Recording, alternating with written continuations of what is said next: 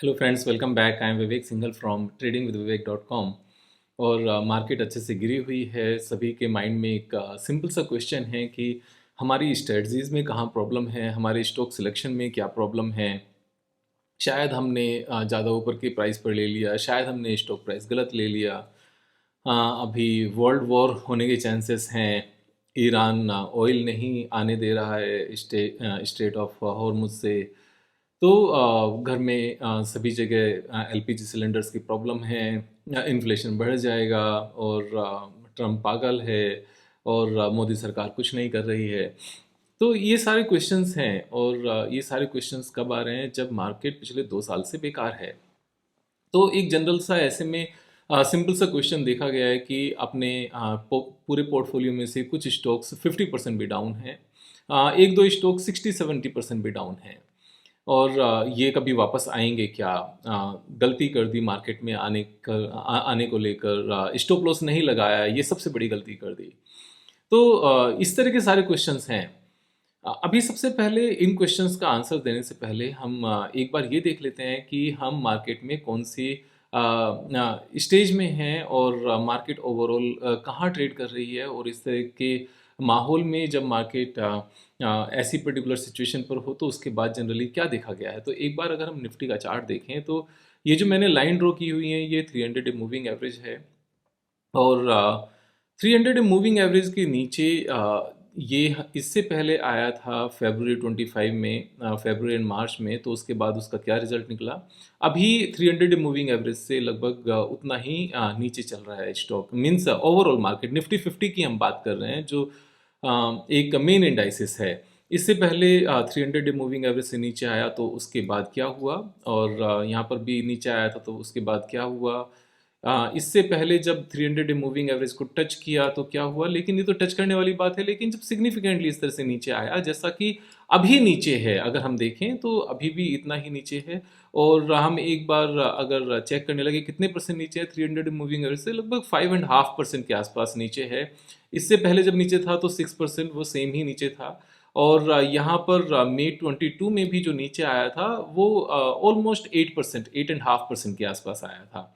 इससे पहले ये 2020 की बात है जब कोविड आया था। तो लेकिन नीचे आया तो उसके बाद में क्या हुआ, मैं ये चीज़ कहता हूँ कि अगर सपोज हम यहाँ पर 5% या 8% की भी गिरावट लेते हैं इसके नीचे, 300 मूविंग एवरेज के नीचे, जैसे हमने अभी यहाँ पर शो किया, तो उसके बाद में स्पीड से नीचे आया लेकिन स्पीड से ही ऊपर गया। तो जो एक तरह का मोमेंटम बना होता है नीचे को, वो आया तो, लेकिन कितना टाइम लगा इसको वापस से आने में? वापस से 3 मंथ्स में 8% से नीचे की सारी गिरावट भी हो गई और कवरेज भी हो गई 4 मंथ्स में।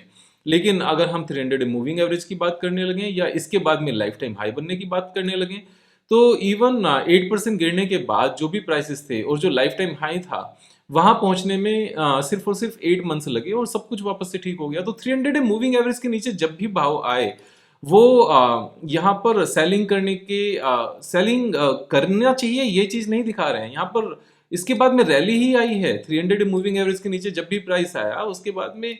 ये बाइंग जोन है एक्चुअल में, ये सेलिंग जोन नहीं है। आप कभी भी देखें कि नीचे टच किया तो उसके बाद क्या हुआ, एक ये बड़ी वाली गिरावट थी, ऑफ कोर्स उसके बाद में ऊपर ही गया। अब ये गिरावट सपोज आपने यहाँ पर भी लिया, जैसे अभी सिचुएशन आज की डेट में यहाँ पर मानी गई कि यहाँ है, उसके बाद में ऊपर गया फिर नीचे आया।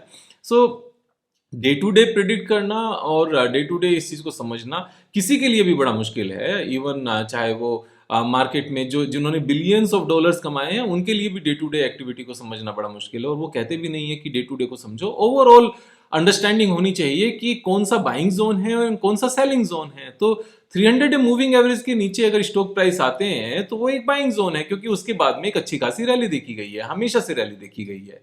और ये सेम इसी तरह की तो 2008 की बात है। 2008 के बाद भी यहाँ पर उसके बाद में बहुत लंबा टाइम नहीं लिया और मार्केट में रैली ही आई। इससे पहले यहाँ पर 300 मूविंग एवरेज टच किया फिर रैली थी, यहाँ 300 मूविंग एवरेज टच किया फिर रैली थी।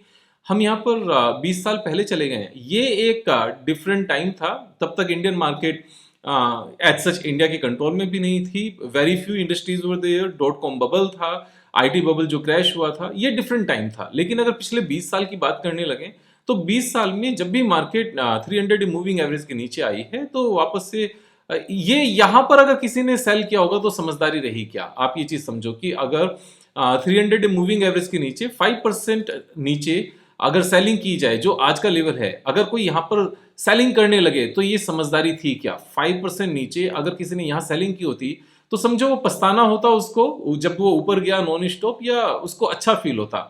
सेम यहाँ पर अगर 5% के नीचे भी अगर हमने सेल किया होता कि 5% नीचे आया, फॉर एग्जाम्पल यहाँ किसी ने अगर सेल किया होता तो उसको पछताना होता या उसको होल्ड करना बेटर होता। सेम सिनेरियो यहाँ पर भी है। सपोज यहाँ पर भी किसी ने सेल नहीं किया होता तो ऐसा तो है नहीं कि जो बंदा, आप ध्यान से समझना कि हम नीचे बेचकर और नीचे खरीद सकते हैं। हमें क्या लगता है कि डर के मारे किसी ने यहाँ तो बेच दिया और उसको यहाँ पर अच्छा फील हो रहा होगा कि अब हाँ, अब राइट टाइम है। वो तो और बहुत ज्यादा डरा होगा और नीचे के लेवल पर, इतना नीचे जाने के बाद। क्योंकि अगर सस्ता होने के बाद किसी को डर लग रहा है तो और सस्ता होने के बाद तो उसको और ज्यादा डर लगेगा। ऐसा प्रैक्टिकली कोई कर ही नहीं पाता कि someone could have sold here कि 300 मूविंग एवरेज के नीचे 6-7% नीचे वो बेच पाए और उसके बाद में और नीचे गिरने पर खरीद पाए, क्योंकि यहाँ वो फियर में बेच पा रहा है और यहाँ वो ग्रीड आ जाएगी। ऐसा नहीं है, बिल्कुल भी नहीं है ऐसा। तो ये एक बाइंग जोन है।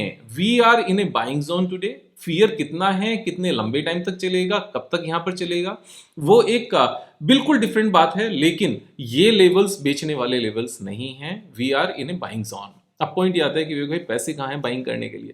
पैसे नहीं है तो बैठो ना। अगर सपोज फॉर एग्जांपल किसी ने यहाँ पर भी बाय किया होता, इस लेवल पर बाय किया होता किसी ने अपनी स्ट्रेटजीज के बेस पर, उसके बाद स्टॉक प्राइस नीचे आए, दैट्स ओके। नीचे आने के बाद में अगर कोई यहाँ पर नहीं भी खरीद पाया तो भी कोई बात नहीं। वापस से जब स्टॉक प्राइस ऊपर गया तो बाइंग जोन से तो ऊपर ही गया, जो उसका बाइंग जोन था, यहाँ पर उसने पैसे कमाए ना।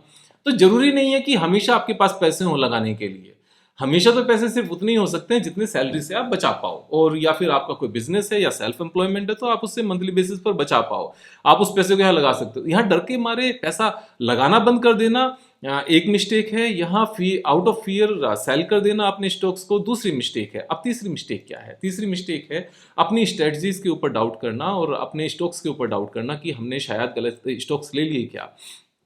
तो जब भी इस तरह के डाउट्स आए उस टाइम पर जो इंडिया की बेस्ट कंपनीज हैं उनकी सिचुएशन भी देखना कि उनकी सिचुएशन कैसी है। अगर हम यहाँ पर HDFC बैंक की बात करने लगे, जो इंडिया की one of the best company है, उसकी क्या हालत हुई है पिछले कुछ महीने में? पिछले कुछ महीने में क्या, 3 फेब से लेकर अब तक दिस इज 18% डाउन। मतलब 3 फेब से और अभी 13 मार्च है, this is just 40 days, 40 days, and stock price is down 18%। अब 18% अगर HDFC बैंक डाउन जा सकता है तो आप मार्केट की हालत समझो इस टाइम पर किस तरह की है। अब ये हालत कैसी है? यहाँ पर ऐसे में क्या डाउट कर रहे हैं हम लोग अपने पोर्टफोलियो पर कि सपोज एक कंपनी है और कंपनी में आपका कोई फ्रेंड है जो एक शार्प एम्प्लॉय है, बहुत अच्छा एम्प्लॉय है, या आप खुद ही हो, आप बहुत अच्छे एम्प्लॉय हो। मैं आपका एग्जांपल इसमें ले रहा हूँ कि ये अच्छी बात नहीं है।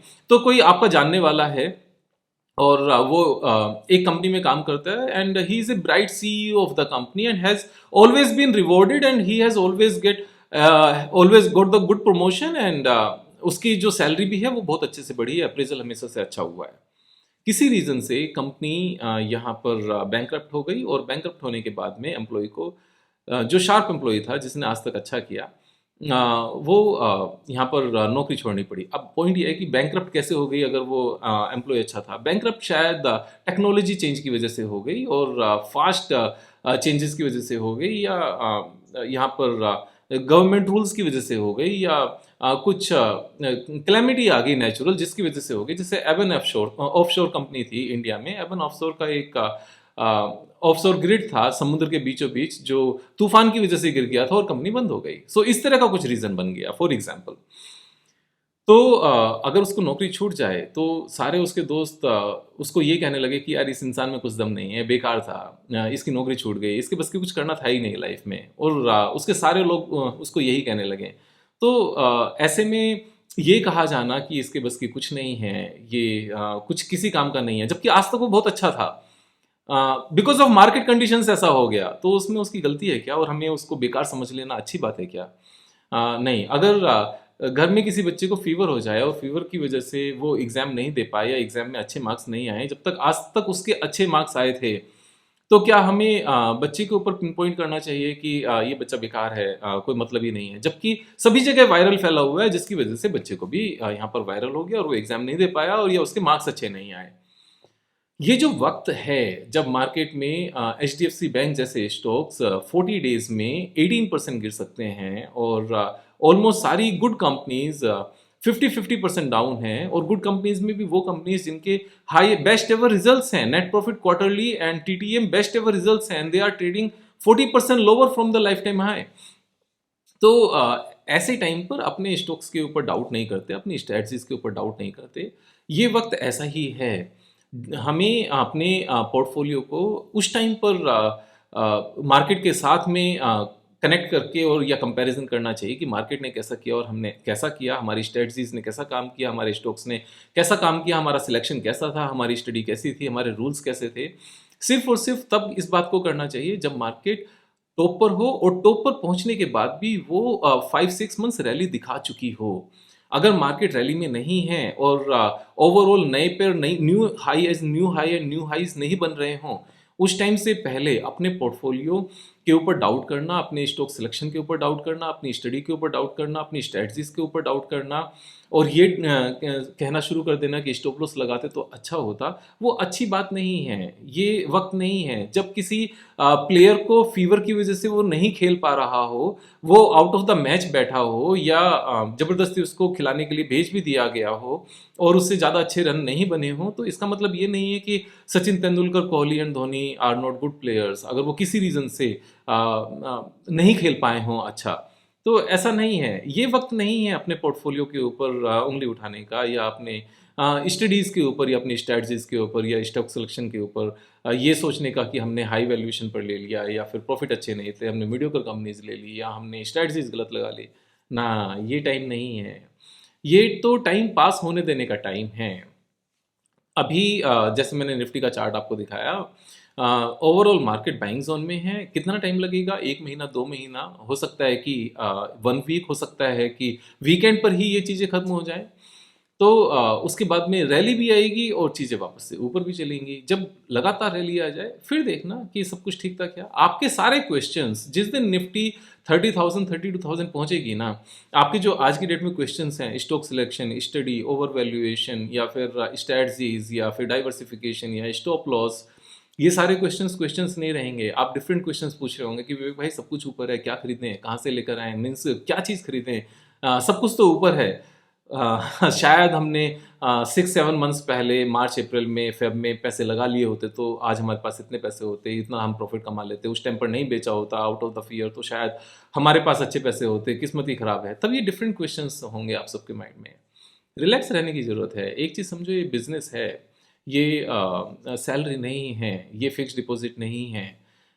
इट्स एन अनसर्टेन बिजनेस, क्योंकि कुछ चीज़ें आपके हाथ में हैं, कुछ चीज़ें आपके कंट्रोल से बाहर हैं। आपके कंट्रोल में क्या है कि आप अपनी स्टडी के बेस पर पैसे लगाओ। आपके कंट्रोल से बाहर क्या है? मैक्रो इकोनॉमिक्स और जियो पॉलिटिक्स, ये आपके कंट्रोल में नहीं है। तो जब वो चीज़ें आपके फेवर में आ जाएंगी, अच्छा जो चीज़ आपके फेवर, आपके हाथ में नहीं, आपके कंट्रोल में नहीं है, वो कभी आपके फेवर में होती हैं, कभी आपके अगेंस्ट होती हैं।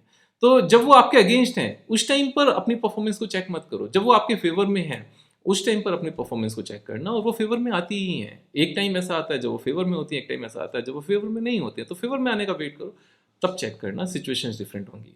Nothing to worry, we have a strong government, हम वेल डाइवर्सिफाइड इकोनॉमी है। सिर्फ और सिर्फ एक ही रिस्क है कि हमारे जो ऑपरेटिंग सिस्टम है कंप्यूटर्स के, वो यूएस के हाथ में है, और जो हमारी एनर्जी है, जो ऑयल है, गैस है, ये भी हम दूसरों के ऊपर डिपेंडेंट हैं। मुझे एक चीज़ आज तक समझ में नहीं आई कि हम लोगों ने अपने ही हिंदुस्तान में जो हमारे पास लैंड है वहाँ पर ऑयल एक्सप्लोरेशन क्यों शुरू नहीं किया। वो एक बहुत बड़ा क्वेश्चन है। पता नहीं कौन सा प्रेशर है या फिर कौन सी पॉलिटिक्स है, आई डोंट नो। जब हमारे पास कोयला अबेंडेंस में है, मैं कोल की बात कर रहा हूँ, तो कोल भी हम लोग परचेज कर रहे हैं, आयरन ओर भी हम परचेज कर रहे हैं, स्टील भी हम परचेज कर रहे हैं, जबकि ये इंडिया में अबेंडेंस में है। तो ये सब चीज़ें समझ से बाहर हैं। एनीवेज, शायद जब तक कोई चीज़ सर पर आकर नहीं पड़ती, शायद हम लोग काम नहीं करते as an individual, as a corporation, as a government. शायद अब चीज़ें चेंज हों, मे भी, लेकिन ये इसी तरह का सा सिचुएशन है कि इंडिया में पोल्यूशन लगातार पिछले 10 साल से है, जबकि पोल्यूशन को कर्ब करने के लिए सिर्फ स्ट्रॉन्ग एक्शन की ज़रूरत है, सिर्फ और सिर्फ इम्प्लीमेंटेशन की ज़रूरत है। ऐसा नहीं है कि नहीं जानते कि पोल्यूशन का रीज़न क्या है, फिर भी लगातार पोल्यूशन है। And this is not only Delhi NCR, now every major city is facing pollution like कि वो अनलिवेबल सिचुएशंस में हैं। ठीक है, समय के साथ साथ चीज़ें ठीक होंगी, लेकिन जो चीज़ें अपने कंट्रोल में हैं हम उन काम को करें, जो कंट्रोल में नहीं है उसको नहीं कह सकते कुछ भी, सिर्फ बात ही कर सकते हैं इस तरह की। तो जो पोल्यूशन को लेकर बात भी है, अपने घर में एयर प्योरीफायर लगाएं और उतने पैसे कमाएं, अगर उतने पैसे नहीं है मेहनत करके।